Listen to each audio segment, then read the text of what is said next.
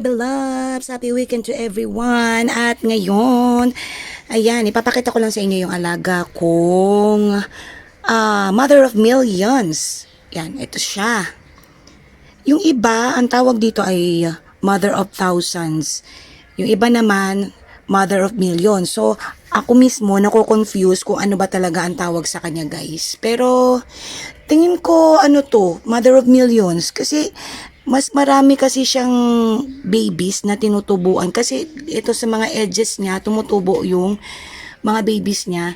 Compared dun sa isang plant na sa tuktok lang siya tinutubuan ng mga babies. So, bahala na kayo kung anong gusto nyo itawag dito. Pero ako, mas gusto ko siyang tawagin na mother of millions. So, like I said, introduce ko sa inyo itong aking alagang mother of millions. Ito nga pala, bigay ito ng aking nanay. Siguro 2 months na to sa akin dito. At yan, natutuwa ako kasi ang dami na niyang babies. Yung iba nga, nawawala na oh. Di ko alam kung nalalaglag na siya o ano, or tinutuka ng ibon. Pero ayon sa aking research ay medyo toxic to para sa mga ibang animals like ibon or birds, ayan, at sa mga dogs and cats daw. Sabi, maano daw to pag kinain or nakain nila accidentally. Pero ako naman dito, very safe siya sa akin para sa alaga naming aso dahil nakapatong at malayo siya sa aming aso na si Edgar. Kaya hindi niya yan makakain. So yan na nga, dahil nga may mga babies ng aking plants, ay papakita ko sa inyo, siguro, ayan, parang gusto ko na siyang kuwanin isa-isa kasi kaysa malaglag siya, ay itatanim natin siya sa smaller pot para naman mas maano na siya doon, mas maayos ang kanyang pagtubo. Kasi itong iba dito, ayan, ito may nakikita na ako, parang tinutubuan na siya ng ugat. Ayun oh. Yung iba naman na nalaglag, ayun, teka. Parang, ayan ang ibang nalaglag, guys. Yan, dyan na sila tutubo. Actually, may isa pa pala ako mother of millions na na-arbor ko sa nanay ko. Wait lang, papakita ko sa inyo, ha. Ayan, guys, ito pa yung isa kong mother of millions na na-arbor ko sa aking nanay. Kasabay yan nung malaki. Ito, nasa smaller pot siya. Pero very, very healthy siya dito. Di ko nga alam kung itatransfer ko pa to sa bigger pot. Pero ayan, at may mga babies din siya. Nakita nyo?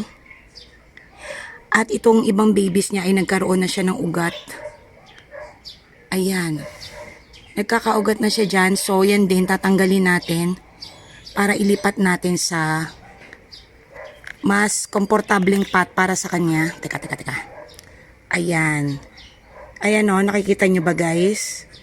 So, ilipat natin siya sa separate pot para mas makatubo siya ng maayos doon. So, ayan na nga, guys. Gagamitin natin tong lagayan na ito galing sa curly tops. Sayang naman kasi, tsaka ang cute-cute kasi na lagayan na to.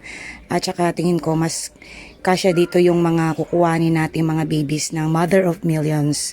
Kaya, umpisa na natin ang pagkuha, guys. So, lalagyan ko ito ng lupa, and nga pala binutasan ko lang siya syempre para meron namang tutuluan yung ano kapag tayo nagdilig. Kailangan may butas yan. Ayan, nakikita nyo. At lalagyan lang natin to ng lupa, and then we're ready na para sa pagtatanim ng mga babies ng ating mother of millions.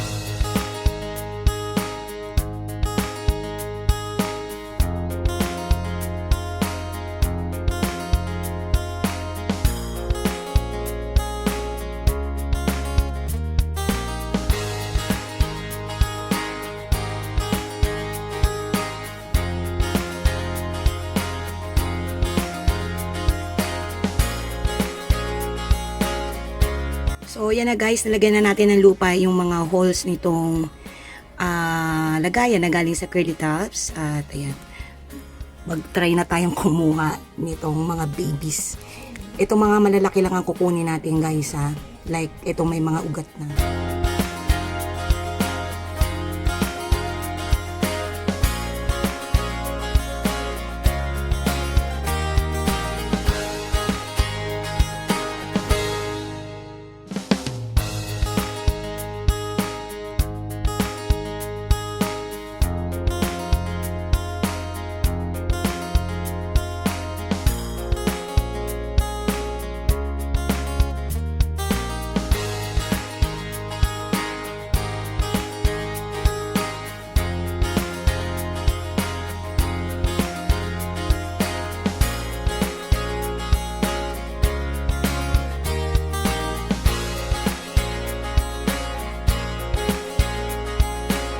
So, ayan guys, natapos na tayo sa pagkuha nitong mga babies mula sa kanilang mga mother plant. And sa isang hole nga pala guys, naglagay na tayo ng 4 to 5 or yung iba 3 na babies ng Mother of Millions. And sobrang liliit kasi nila guys, kaya kasya pa yung 4 or yung iba 5 pa. Ayan.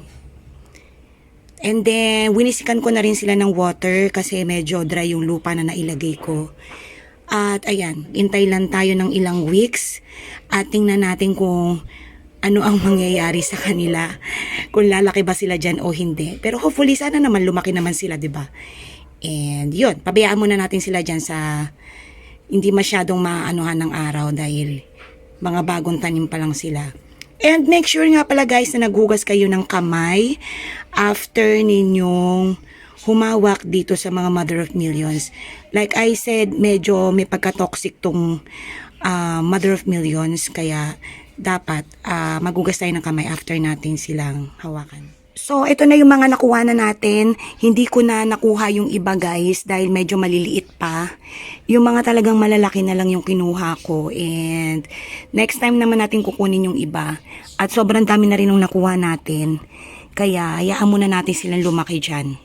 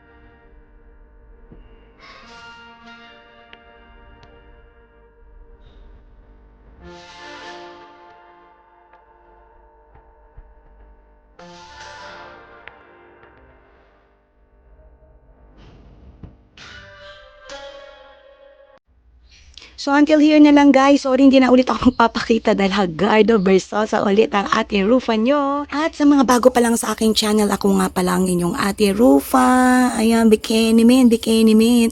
Pwede nyo i-subscribe si Ate Rufa. Ayan, I'm doing random vlogs. Ayan, may mga plant vlogs or travel vlogs. Anything under the sun. Ayan. Kung ano yung ma-upload natin. At pasensya na guys kung minsan na lang tayo makapag-upload dahil sobrang busy tayo sa work. But I really hope na hindi nyo po makalimutan si Ate Rufa. Consider subscribing to my channel guys, and don't forget to like, share, and also click the notification bell para lagi kayong updated sa aking mga videos. Kung may videos. Charot. Thank you guys. I love you all. I'll see you again next time. Bye-bye.